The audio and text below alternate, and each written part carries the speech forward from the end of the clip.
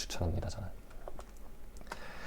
네, 그리고 이제 슬램을 그럼 공부하시는데 이제 필요한 꿀팁과 그리고 로드맵을 이제 좀 공유를 해보려고 하는데요. 뭐 이제 코딩 언어라든지 프레임워크, OS, PC의 스펙, 카메라 종류 뭐 이런 것들에 대해서 이제 좀 얘기를 해보려고 합니다. 첫 번째로는 이제 코딩 언어. 이제 이것도 프로그램이다 보니까 이제 코딩을 직접 하셔야 되는 경우도 많이 있을 텐데, 저는 강력하게 C++을 사용하는 것을 추천을 드립니다. C++를 쓰는 이유는 이제 C++의 언어 특성상 네이티브 컴필레이션이 가능해집니다. 이게 어떤 의미냐면은 C++를 저희가 이제 코드를 작성을 하고 나서 컴파일을 누르면은 컴파일이 이제 그 컴파일러가 이제 내 PC에서 어떤 프로세서가 사용하는지 알고 있기 때문에 그 프로세서가 이해할 수 있는 이제 머신 코드로 바로 변환을 해줍니다.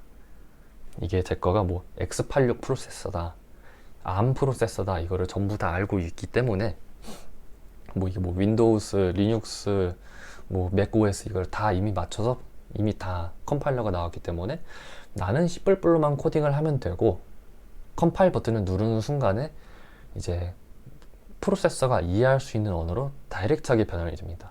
이게 의미하는 거는 내가 어떻게 코딩을 하냐에 따라서 CPU가 받아들이는 인스트럭션을 내가 고지 그대로 코딩을 할 수 있다는 게 되고, 그 뜻은 최적화를 많이 할 수 있다는 게 됩니다. 아까 말씀드렸듯이 슬램은 이제 33m초, 이것도 더 작게 하면 16, 뭐 60프레임 퍼 세컨드라면 뭐 16.6m초, 정말 1m초 사이로 승부가 왔다 갔다 할 수 있는 그런 거기 때문에 정말 모든 분야에서 최적화를 하려고 하는 노력이 필요합니다. 그리고 그 최적화를 할 수 있게 해주는 게 C++ 언어가 가능하게 해주는 거고요. 그래서 저는 그거를 이제 좀 간단하게 설명하기 위해서 여기다가 빠르고라고 적어놨는데, 네, 뭐 빠르죠. 최적화를 잘 할 수 있고 내가 어떻게 코딩을 하냐에 따라서 더 빠르게 될 수 있는 정말 최적의 성능을 낼 수 있게 해주는 게 C++이라고 볼 수 있습니다. 이제 여러분들께서 C도 똑같지 않냐라고 하면은 C도 똑같긴 한데 이제 CV나 슬램 관련 라이브러리들이 C++에서 구현된 게 많아요. 그래서 C++를 사용하시면 좀 더 편하게 사용하실 수 있을 겁니다. 그리고 여러분들 중에 이제 딥러닝을 하시던 분들이 오셨으면은 이제 파이썬을 쓰시던 분들이 있었을 텐데, 파이썬으로 슬램 못하냐? 라고 물어보실 수 있어요. 파이썬으로 슬램을 하면은 최적화가 안 되어 있기 때문에 좋은 성능을 많이 못 냅니다. 토익 프로젝트 정도는 파이썬으로 짤 수 있는데, 이제 정말 성능 좋은 슬램을 짜려고 하면은 파이썬으로는 부족합니다. 그래서 C++를 하시기를 추천을 드리고요. 그리고 이게 파이썬 자체가 뭐 스레드 관리, 최적화, 하드웨어 호환성 이런 문제가 있기 때문에 네, C++를 추천을 드립니다. 대신에 좀 이따 말씀드릴 거지만 이제 딥러닝 슬램이 또 있잖아요. 요즘에는 굉장히 핫한 트렌드가 됐는데, 딥러닝은 파이썬으로 트레이닝을 할 때 굉장히 편하죠. 이거는 이제 딥러닝은 파이썬이다라는 게 이제 거의는 정석으로 박혀 있을 정도고, 모델 트레이닝을 할 때는 이제 파이썬으로 하되 이제 트레이닝이 돼서 나온 모델을 이제 뭐 온엑스라든지 텐서 RT 같은 걸로 사용해서 C++로 다시 변환을 하고 최적화를 하고 나면은 그럼 이제 C++ 코드로 돌릴 수 있게 됩니다. C++ 자체가 좀 어렵다 보니까 이제 네, 공부를 새로 하셔야 되는 게 싫다라고 하신 분들이 있는데, 제가 느끼기에는 두 개 코스가 진짜 쉽게 표현하는 것들이, 진짜 쉽게 C++를 배울 수 있는 게 있습니다. 첫 번째로는 이제 제가 먼저 추천드리는 거는 유튜브 채널 중에 The Channel라는 게 있고요. 근데 이거는 영어로 되어 있는데, 저는 태어나서 지금까지 본 C++ 강의가 한 5개, 6개 되는데 4개는 포기했고 2개를 본 게 이거 2개예요. 근데 얘가 설명이 진짜 좋았어요. 정말 C++를 가장 잘 설명한 강의다라고 생각을 하고 있고요. 근데 이제 이게 영어로 되어 있다 보니까 C++이 문제가 아니다. 영어가 빡세다라고 하시면은 이제 인프런에 올라와 있는 홍정모 교수님의 따라하며 배우는 C++를 하시면 좋을 것 같습니다.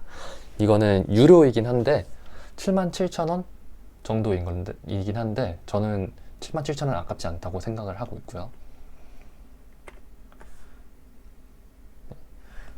광민님께서 슬램 라즈베리 파이에서 돌아갈까요? 라고 이제 질문을 주셨는데, 그거에 대해서 좀 이따 이제 PC 추천에 대해서 그때 나올 때 이제 말씀을 드리도록 하겠습니다.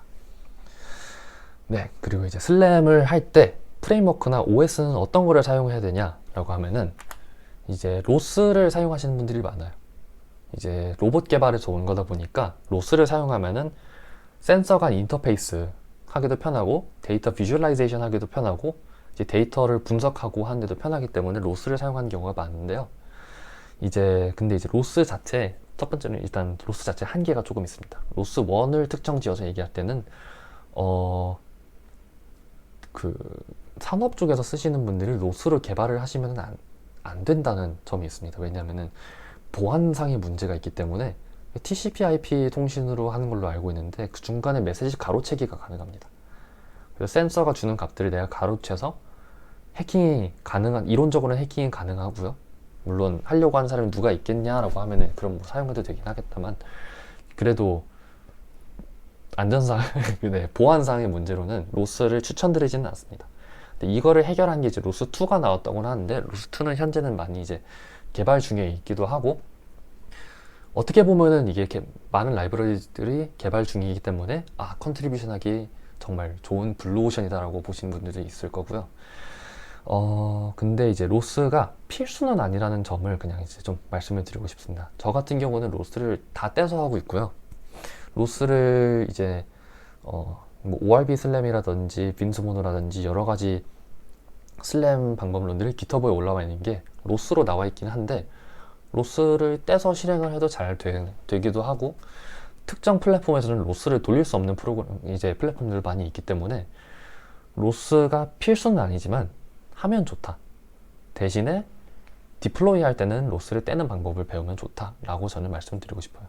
이제 연구하시는 학생분들이라면 로스를 사용하시면 빨리 이제 구현을 할 수 있기 때문에 강력하게 추천드립니다. 로스2를 배우는 것도 굉장히 좋다고 생각하고요. 그리고 이제 프레임워크래. OS는 어떤 걸 쓰냐라고 하면 우분투 리눅스가 일단은 제일 추천드리는 겁니다. 왜냐하면 로스가 돌아가기 때문이에요. 윈도우즈 같은 경우는 로스가 호환성이 굉장히 좋지가 않아요. 그래서 저는 윈도우에서 프로그램 많이 하기 때문에 사실 그게 이제 로스를 떨군 이유 중에 하나가 되기도 하고요. 우분투 리눅스에 있으면은 네, 뭐 사실 로스를 뗐다고 하면은 리눅스나 윈도우스나 둘 다 상관없이 할 수 있긴 한데, 네, 리눅스가 로스를 쓸 수 있기 때문에 우선적으로는 리눅스를 추천을 합니다. 로스를 배울 때 책은 사실 이거를 보시면 좋고요. 이거가 로보티즈의 갑자기 성함이 기억이 안 나는데 그 오로카 오픈 네, 오로카의 대장님께서 적으신 표윤석 박사님께서 적으신 책인데 저도 읽기는 하거든요. 이게 16.04 기준으로 적혀지긴 했는데 지금은 18.04 뭐 이런 것도 나왔죠. 리눅스 우분투 그거가 버전이. 근데 전혀 따라 하시는데 문제가 없는 걸로 알고 있습니다. 저도 어느 정도 읽다가 회사에서 로스 안 써 라고 해가지고 저도 떼게 됐는데, 네, 이제 로스를 쓰실 분들은 이 책을 레퍼런스 삼아서 공부하시면 굉장히 좋을 것 같고요. 네, 그리고 이제 조금 더 이론적인 부분을 공부를 한다고 하면은 아래와 같은 것들이 이제 필요합니다. 선형대수, 베이지 확률론, 최소자승법 문제와 최적화, 그리고 영어, 이렇게 네 가지가 있는데요. 선형대수는 정말 필수적으로 들어갑니다. 왜냐하면은 저희가 슬램을 할 때는 3D 공간 안에서의 나의 위치를 추정하고 이제 주변의 구조가 어떻게 생겼는지 보려고 하는 거기 때문에 공간에 대한 이해를 하기 위해서는 선형대수에 대한 지식이 필수적으로 들어갑니다. 그리고 나중에는 이제 여러 가지 계산을 할 때 이제 뭐 매트릭스 디컴포지션이라든지 그런 것들이 들어가기 때문에 선형대수는 필수적으로 들어가고요. 이제 선형대수를 공부할 때 제가 괜찮다고 생각했었던 두 개의 강의는, 국문으로 된 거는 이제 유튜브에 이상엽 매스의 선형대수학, 이거를 보시면 좋을 것 같고, 조금 더 나는 깊게 조금 더 천천히 보고 싶다라고 하시는 분들은 이제 MIT의 길버트 스트랭이라고 이제 스트랭 리니어 알지브라 렉처는 굉장히 유명해요. 이거를 보시면 또 좋을 것 같습니다. 네, 그리고 이제 베이스 확률론, 이거는 이제 베이스 필터, 베이스 프로바빌리티, 스태티스틱스 이렇게 얘기를 하긴 하는데, 이게 어디에 필요하냐라고 하면은 여러분들 중에 이제 칼만 필터라고 들어보신 분들이 칼만 필터라고 이제 들어보신 분들이 계실 거예요. 칼만 필터, 뭐 파티클 필터 이런 것들이 이제 상태를 추정하는 그런 것들 이제 알고리즘들인데 상태라고 하면 사실 어떤 것들도 될 수 있어요. 그냥 센서 리딩 이제 다음에 올 센서 리딩이 어떤 거가 되겠냐 이런 것들을 추정하는 것이 되겠고 좀 더 정확하게 이제 상태라고 하면 이제 슬램의 입장에서는 나의 위치, 랜드마크의 위치, 구조의 위치 이런 것들이 되겠는데 여기서 특별히 이제 익스텐디드 칼만 필터 EKF 같은 경우가 센서 퓨전에서 사용되는 큰 구조체가 되기도 합니다. 그래서 센서 퓨전 자율주행을 하시는 분들의 입장에서는 네, 베이스 확률론을 꼭 배우시는 걸 추천을 드리고요. 그리고 나는 요즘에 그냥 비주얼 슬랩만 하고 싶다. 나는 센서 퓨전은 생각하고 싶지 않다라고 하신 분들을 위해서 그리고 이제 좀 라지 스케일에서 하시고 싶으신 분들 슬램을 단순히 내 테이블 위해서 하는 게 아니라 난 도시 한 바퀴 돌고 올 거야. 나는 자율주행 차에 있기 때문에 도시 한 바퀴 돌고 올 거고 옆 동네에 갔다가 와도 나는 내 로컬라이제이션이 잘 됐으면 좋겠어. 이런 분들은 이제 최소 자승법 문제, 옵티마이제이션 관련해서 공부를 조금 하셔야 됩니다. 거기서 이제 최신 슬램을 이해하는 데는 제가 필수라고 적어놨는데 요즘에 슬램의 추세가 예전에는 이제 베이스 확률론 칼만 필터 기반으로 추정을 했다고 하면은 요즘에는 옵티마이제이션 기반으로 많이 추세가 바뀌어가고 있습니다. 이게 왜냐하면 컴퓨팅 파워가 괜찮아져서 좀 더 어려운 계산을 하면서 좀 더 정확한 거를 얻어내는 방식이 이제 됐기 때문인데요. 방금 말씀드렸었던 베이스 확률론 같은 경우에서는 이제 세바스찬 스룬 교수님이 적어주신 Probabilistic Robotics 이 책을 보시는 것도 좋고 아니면은 그 유다시티가 이제 이 세바스찬 스룬 이 로보틱스 쪽이 교수님이 만드신 그 인터넷 강의 웹사이트인데 거기서 로보틱스 스페셜라이제이션 코스라고 하나? 나노 디그리를 들으시면 괜찮습니다. 그리고 이제 최소자산법 문제 이쪽은 이제 스테판 보이드라고 컨벡스 옵티마이제이션 하시는 컨벡스 옵티마이제이션 쪽에서 이제 왕을 먹으시는 교수님이 계신데 그분이 적으신 Introduction to Applied Linear Algebra라는 책이 있습니다. 이거를 보시면은 사실 첫 부분은 이 선형대수와 굉장히 이제 겹치는 부분이 많다가 제일 끝 부분쯤에 가게 되면은 13강, 14강 정도까지 가게 되면은 그쯤에서 이제 Numerical Optimization 부분도 나오고 가우스 뉴턴, 레벤버그 마르코트 메소드 이런 것들에 대해서 이론적으로 설명이 굉장히 잘 되어 있습니다. 그래서 이 책을 저는 추천을 드리고요. 이 책을 레퍼런스로 시작을 하시고 다른 부분으로 이제 점차 나아가시면 될 것 같습니다. 마지막으로 추천하는 거는 이제 영어를 배우시는 거를 추천을 하는데요.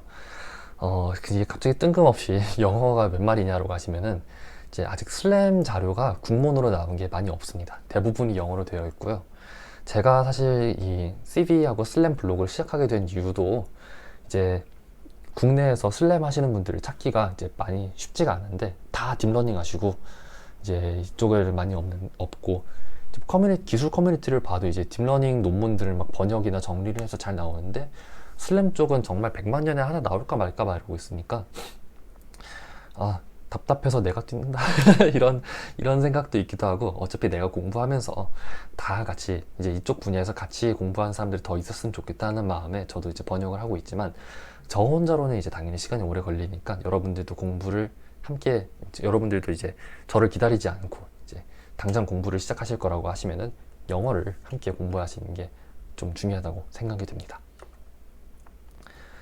네, 그리고 이제 컴퓨터 비전 쪽에 대한 지식도 비주얼 슬램이라면은 당연히 이제 필요하겠고요. 이제 제가 비주얼 슬램에 필요한 키워드 리스트를 정리를 해둔 게 있습니다. 여기다 좀 잠깐 들어가려고 하는데요. 그 책, 여기 나와 있는 키워드 리스트를 공부 안 되는 오픈CV로 공부를 하시면 괜찮을 것 같고요. 굳이 C++로 공부를 안 하시고 그냥 파이썬으로 공부하셔도 사실 괜찮을 것 같습니다.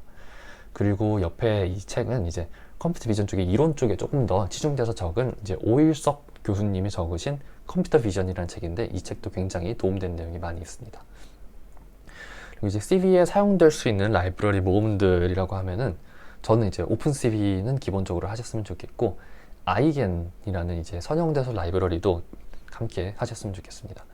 나중에 추후에 이제 슬램을 직접 구현하실 때 글로벌 옵티마이제이션을 위한 세레스라는 라이브러리라든지 이제 글로벌 옵티마이제이션을 위한 G2O라든지 룹 클로저를 위한 백오브 워즈 같은 라이브러리를 사용해야 되는데 이것들에 대한 API 호출을, 뭐 라이브러리를 사용해보는 그런 경험이 있으면 충분히 도움이 될 수 있습니다.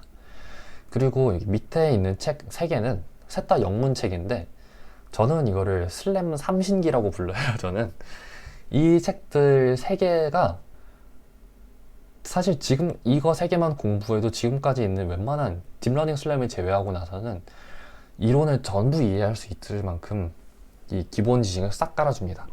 근데 이 책들마다 이제 멀티플 뷰 지오메트리도 이 정도 굵고, 컴퓨터 비전 저것도 재본을 해봤는데 이만큼 나오고, 인비테이션 투 3D 비전도 이만큼 나오는데, 이거 3권을 다 읽으면 이만큼인데 이거를 다 읽으면은 아마 제 생각에 2025년 막 이렇게 될 것 같아요. 제가 읽어도.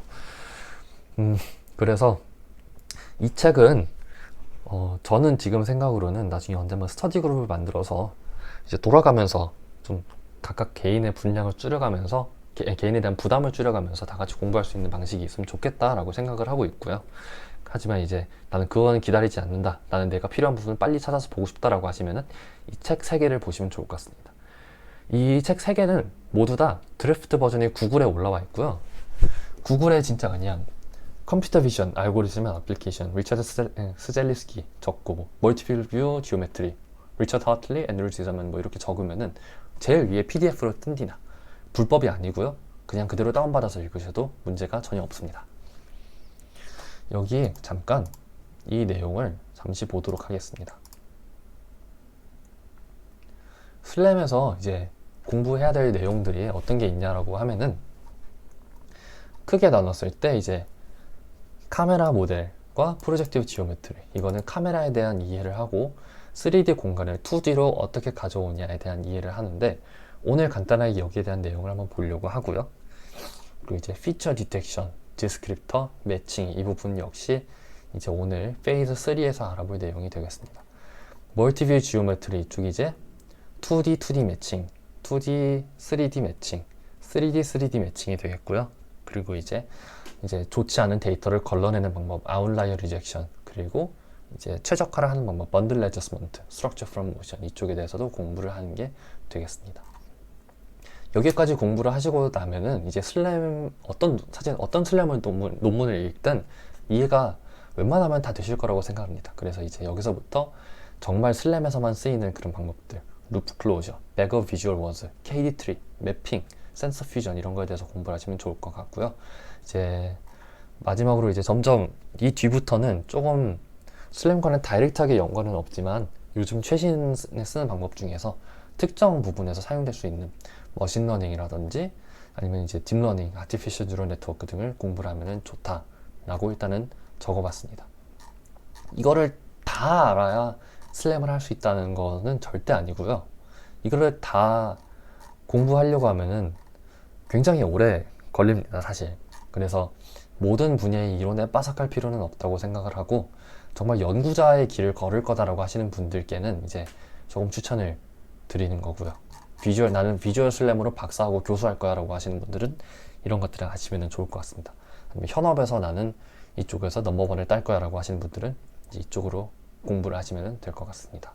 이것만 다 아셔도 솔직히 제 개인적인 생각에는 시니어급 금방 달지 않을까라고 생각을 하고 있어요.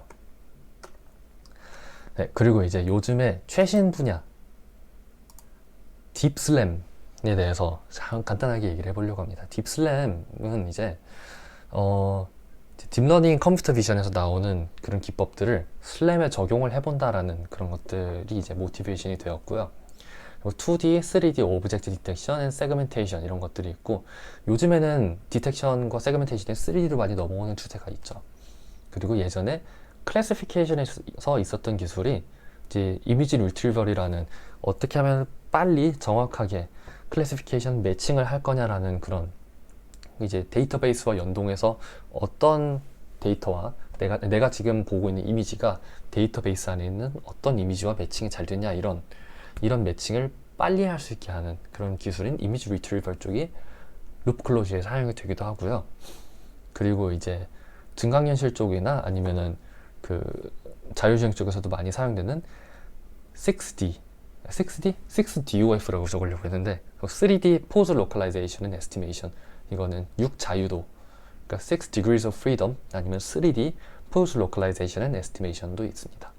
그리고 이제 CV Representation Learning이라고 이제 뭐 Depth Estimation이라든지 Optical Flow라든지 트래킹이라든지 그런 이제 컴퓨터 비전 쪽에서 이전부터 있었던 그런 컨셉들에 대한 레프레젠테이션을 러닝으로 대체하겠다라고 하는 그런 분야들도 있고요. 이제 이런 것들을 조합을 해서 기존의 슬램에서 사용되었었던 트래킹 분야로 바꾼다든지 포즈 리그레션을 바꾼다든지 그렇게 이제 치환하는 과정을 이제 저희가 딥슬램이라고 얘기를 하고 있고요. 근데 이제 딥러닝 같은 분야에서는 딥러닝은 아직까지 슬램에서 이제 CPU의 속도를 이기지를 못했어요. 그러다 보니까 이제 많이 연구되고 있는 쪽에서 이제 Optimization for Real-Time Performance, 그러니까 리얼타임 퍼포먼스를 하기 위해서 최적화하는, 그리고 이제 그 모델의 무게를 좀 더 가볍게 하는 그런 작업들도 많이 이제 되는데, 거기서 사용되는 게 모델 컴프레션과 퀀타이제이션, 이쪽에 뭐 이제 뭐 knowledge distillation 이런 것들도 함께 들어가 있고요. 이쪽은 딥러닝에서도 굉장히 활발하게 되고 있는 분야이기도 하죠. 그리고 이제 inference optimization, 이거는 내가 딥러닝을 GPU에서 돌아가던 거를 CPU로 돌릴 수 있을 만큼, 아니면은 좀 더 가벼운 GPU에서 돌릴 수 있을 만큼 옵티마이제이션을 좀 더 잘하겠다, 안에서 하드웨어 랭귀지에서 어떻게 돌려야지 좀 더 잘 돌릴 수 있냐, 이런 것들이 되겠고요. 그리고 이제는 CPU, GPU, 하드웨어 악셀레레이션 쪽에서 SIMD라고 이제 이게 뭐를 줄임말이었는지 갑자기 잘 기억이 안 나는데, 그 특정 하드웨어 안에서 로직의 형태를 따라서 더 빨리 계산을 할 수 있는, 예를 들어서 뭐 벡터 연산을 빨리 한다든지 그런 것들이 이제 될 수 있을 것 같습니다. 이제 뭐 SSE, AVX2, AVX512 이런 것들이 이제 인텔 쪽에서 많이 돌아가기도 하고, 그리고 AVX2는 이제 AMD CPU에서도 돌아가기도 하고요. 그리고 ARM 프로세서, 이제 스마트폰이나 아니면은 그런 것들에 올라가는 ARM 계열 프로세서에서는 Neon이라는 이제 SIMD 프로그래밍 랭귀지를 사용하기도 합니다. 이거가 이제 엔비디아 쿠다를 들어보신 분들도 있을 건데, 비슷한 계열이에요. GPU의 프로그래밍 랭귀지를 쓴다 라고 하면 이제 쿠다라고 보시면 되고, ARM CPU에는 Neon, 그리고 뭐 이제 그냥 그 컴퓨터에 들어가는 CPU들 X86 계열에는 이제 SSE, AVX2 이런 것들이 들어간다 보시면 됩니다. 그래서 제가 추천드리는 프레임워크들은 뭐 이제 딥러닝은 당연히 텐서플로우, 파이토치를 추천을 드리고요. 뭐 필요에 따라서 뭐 카페, MXNet 뭐 이런 것들도 쓰셔도 되고, 이제 컨버팅을 하는 거에서 SIMD가 Single Instruction Multiple Data, 한 번의 명령어로 데이터를 동시에 처리할 수 있는 병렬 처리 그 명령어인가 보네요. 네, 감사합니다.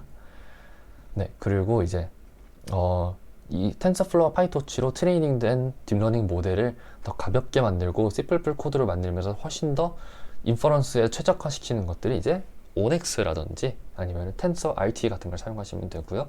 여기 밑에 있었던 SIMD가 이제 뭐 니온이라든지 엔비디아 쿠다, 뭐 AVX2 이런 것들이 있겠습니다.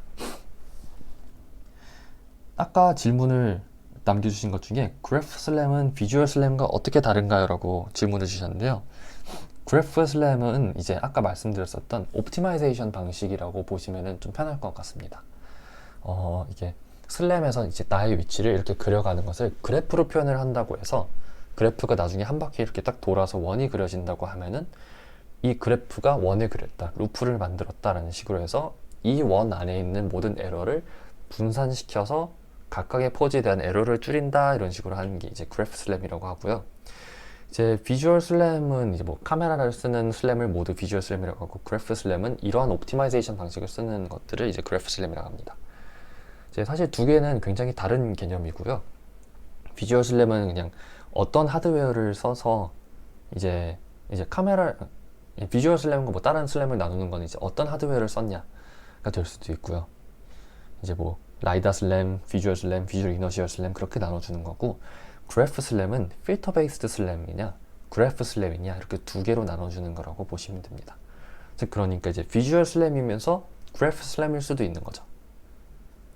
카메라를 쓰면서 옵티마이제이션 방법을 따르기 때문에 비주얼 슬램이기도 하고 그래프 슬램이기도